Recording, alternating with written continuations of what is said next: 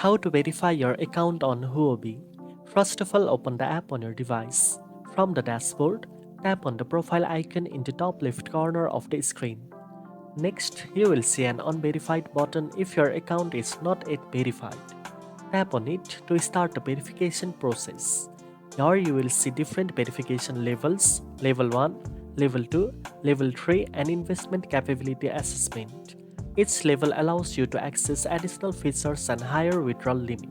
For individuals, you can start with Level 1 verification, which typically requires submitting personal information and the government issued ID.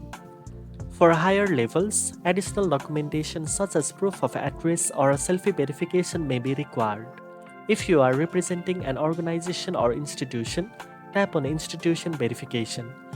This process requires submitting business licenses, legal documents, and authorized representative information. Once you submit the required documents, wait for Huobi to review and approve your application.